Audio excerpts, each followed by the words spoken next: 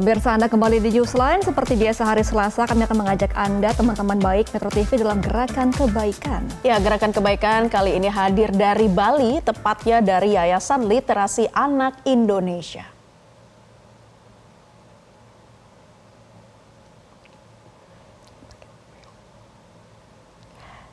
Iya, pemirsa, yayasan ini telah mengembangkan 40 perpustakaan sekolah ramah anak sejak 2023 lalu.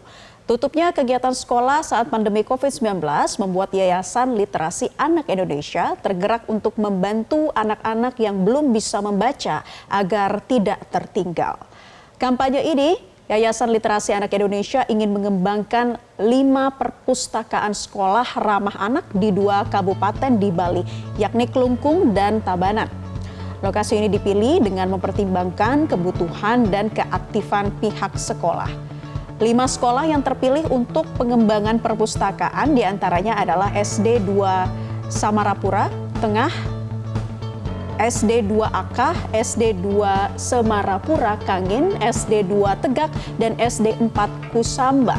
Jadi total ada sekitar 900 siswa, 30 tenaga pendidik, dan 5 kepala sekolah yang akan menerima manfaat. Namun saat ini sejumlah sekolah memiliki keterbatasan biaya untuk membangun dan mengembangkan perpustakaan sekolah ramah anak. Untuk mendukung kampanye baik tersebut, kami mengajak teman-teman baik untuk bisa membantu agar anak-anak Indonesia bisa terliterasi dengan baik melalui cara berikut ini.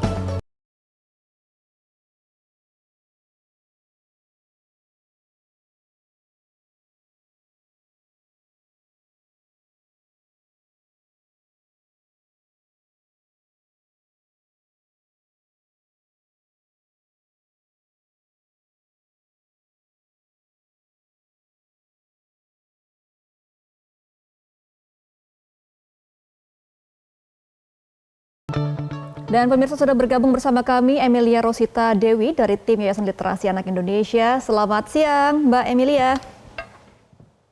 Halo, selamat siang, Om Swastiastu. Swastiastu. Mbak Emilia, bagaimana sih awal mula gerakan ini dilaksanakan? Ya, sebenarnya ini berawal dari kalau untuk yang periode 2023 sampai dengan 2024 ini, itu berawal dari kekhawatiran pada saat pandemi COVID 2019 itu. Jadi pada saat itu anak-anak akses untuk membaca itu sangat sedikit. Kemudian anak-anak bisa belajar di sekolah itu juga sangat kurang, walaupun ada pembelajaran secara online, tapi sepertinya kurang maksimal. Jadi anak-anak juga tidak mendapatkan akses buku yang sesuai dengan kemampuan mereka, kemudian tidak dekat dengan dunia mereka, mungkin karena di rumah juga pasti anak-anak beberapa mungkin orang tua tidak menyediakan buku yang sesuai dengan kemampuan anak-anak atau dekat dengan kemampuan mereka.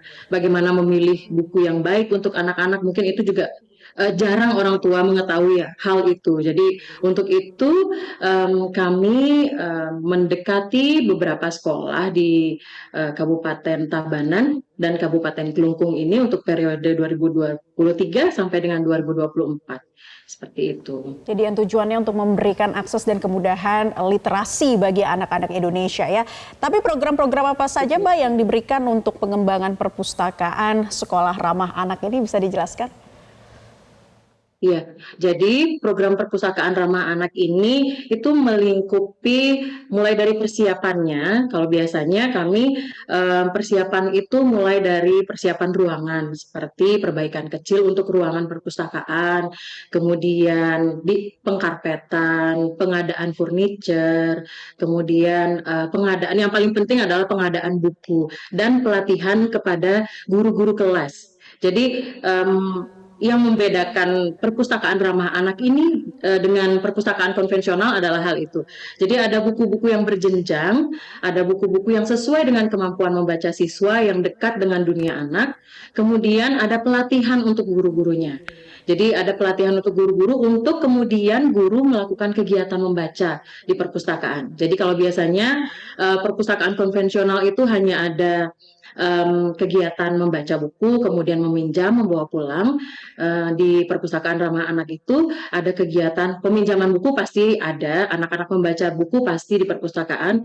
Kemudian ada kegiatan guru yang membacakan cerita kepada anak-anak di perpustakaan. Itu yang membangkitkan kebiasaan membaca anak-anak, membuat anak-anak senang datang ke perpustakaan. Seperti itu. Oke, nah Mbak Emilia, sejauh ini sudah ada berapa sekolah yang dibangun perpustakaan dan butuh biaya berapa sih Mbak biasanya per sekolah ini?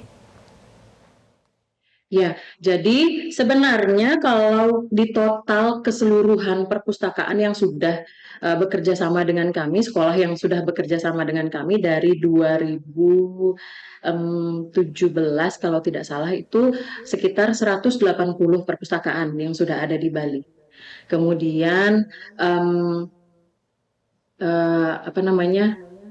Tadi apa? Ada berapa jumlahnya dan Biaya butuh biaya berapa Mbak? biayanya per sekolah itu biasanya kira-kira sekitar 75 juta per sekolah. Oke, ini target Biasanya. 5 sekolah ya Mbak Emilia? Iya, betul.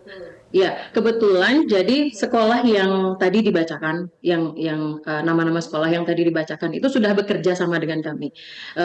Itu 5 sekolah itu yang dibutuhkan bantuannya itu adalah untuk sustainability. Jadi penambahan buku baru untuk mereka seperti itu, untuk merangsang dinas yang terkait, kemudian masyarakat, kemudian organisasi yang mungkin ada di sekitar sekolah itu untuk tergerak juga untuk membantu supaya perpustakaan itu sustain. Karena kalau sampai dari kami saja, tapi kelanjutannya tidak ada lagi, anak-anak semakin lama, semakin sering anak-anak membaca buku itu pasti anak-anak akan bosan dengan bukunya. Tentunya perlu penambahan jumlah buku lagi, jumlah buku yang baru lagi. Jadi Baik, semoga dengan perbincangan adanya kita siang ini dapat menginspirasi para penonton Newsline ya Mbak Emilia agar bisa menyumbang dan juga menjaga literasi anak-anak supaya semakin maju ke depannya. Terima kasih Mbak Emilia Rosita Dewi selaku tim Yayasan Literasi Anak Indonesia sudah bergabung bersama kami dalam Newsline. Selamat kembali beraktivitas Mbak Emilia.